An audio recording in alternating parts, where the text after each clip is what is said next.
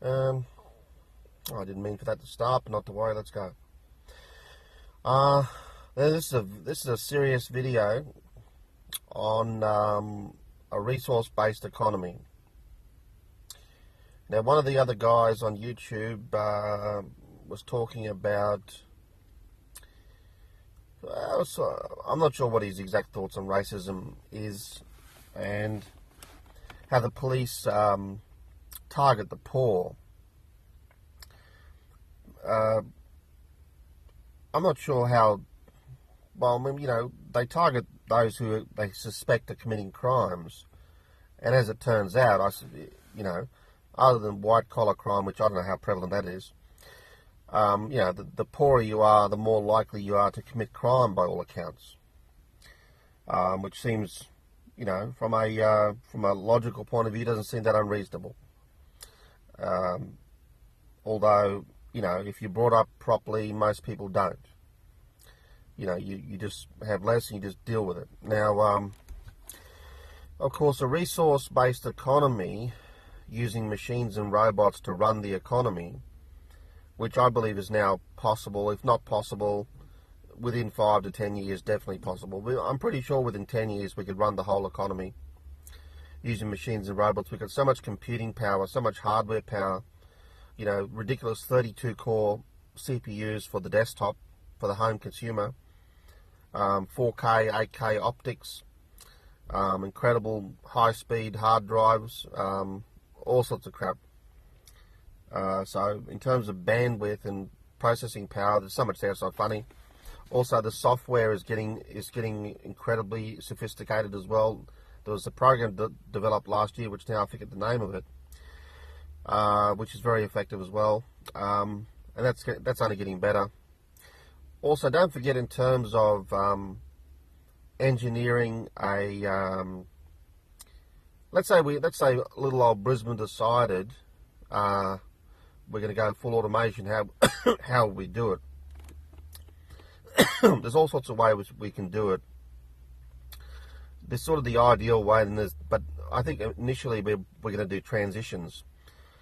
One thing you could do is to simply take a large area and create from the ground up a fully automated city full of factories that are making all the products that we need. And because there's no humans there, you don't have to worry about machines or robots or cars or trucks, delivery vehicles hitting humans and all that sort of crap. And so there'll be no human-related deaths in the area. Depending on how sophisticated the initial construction of these robots are, most of them will be able to repair themselves. We might need human engineers to intervene every now and again, but they should be able to deal with most of the problems themselves. And if you're wondering, hang on a sec, my home computer's a turd that does this and it reboots and it fucks itself and it's just a complete turd, that's because it's a low-cost piece of shit. When you build something properly, with an unlimited budget, built with the premium technology, not only is the durability unbelievable, the operational parameters are such that it just very rarely breaks down, and it just self-regulates and self-repairs itself. If you did a new factory from scratch, imagine the efficiency. See, at the moment we're trying to put, driverless vehicles into the old system with the old road networks, blah, blah, blah. But there's all sorts of technology that can build into the road, signaling technology, digital interfacing, all this sort of crap that we don't have at the moment, but we could have if we built from the ground up. And you just can imagine the efficiency. Wouldn't cost as much as you think. And don't forget, we only have to create the starter robots, right? If robots can create other robots and repair themselves, well, they can do the whole thing. It might take a while, but we can just sit back and let it, once it's done, there it is. Another thing is that automation is going to eventually affect the economy and affect jobs. There's no doubt about it. So we could build the machines and robots can build entire cities, and we just start with ecologically friendly, off-the-grid housing, and we just put those on welfare into those spots. So they have no rent to pay and no gas, electricity to pay or food bill. Everything's free. And the city will have its own transport, so you just, there's no cost.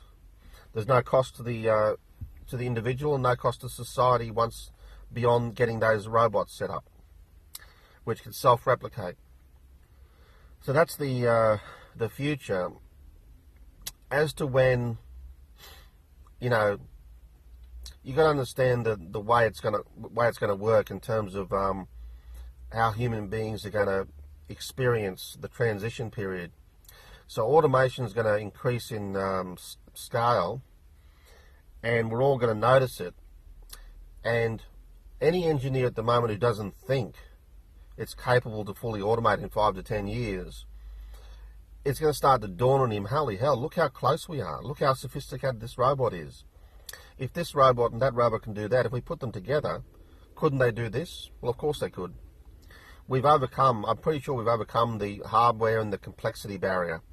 Just as long as we overcome the complexity barrier, we can do almost anything. And we probably have, if not within 5 to 10 years, the way technology is accelerating, we will.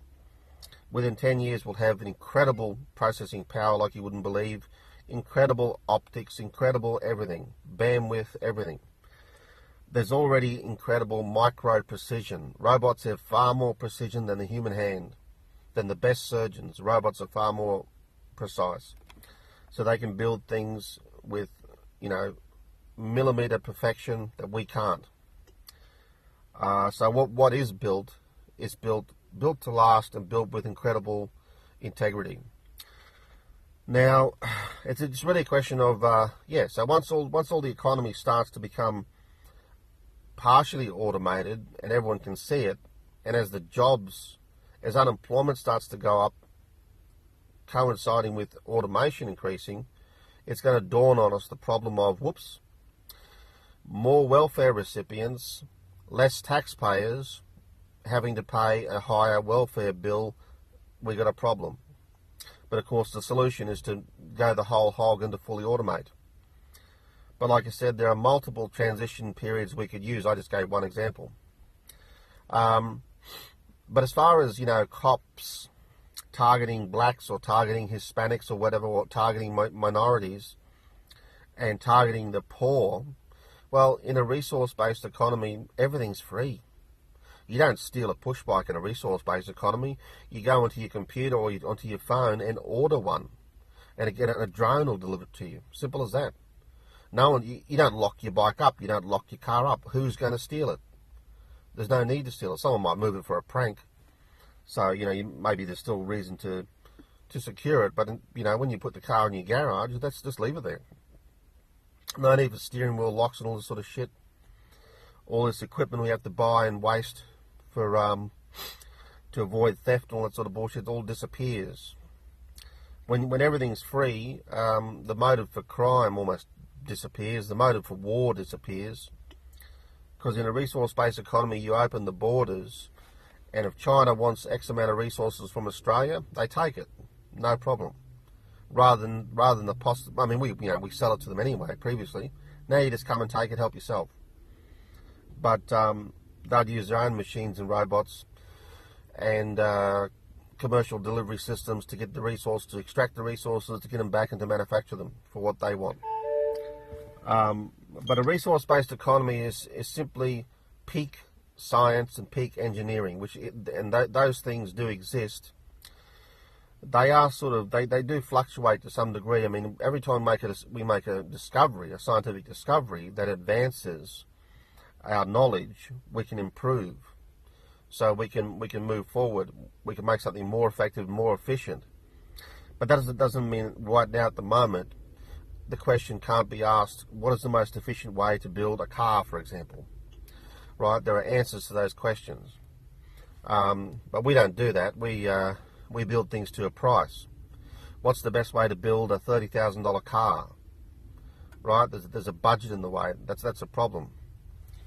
With a resource-based economy, the money is removed from the equation, and you just build it the best you can. No more planned obsolescence and no more inherent obsolescence. Inherent obsolescence is whereby you compromise the structural integrity of any product by using inferior but cheaper raw materials or manufacturing processes. That no longer applies. Now you use the peak engineering and peak science with everything you do in regards to the economy, basically.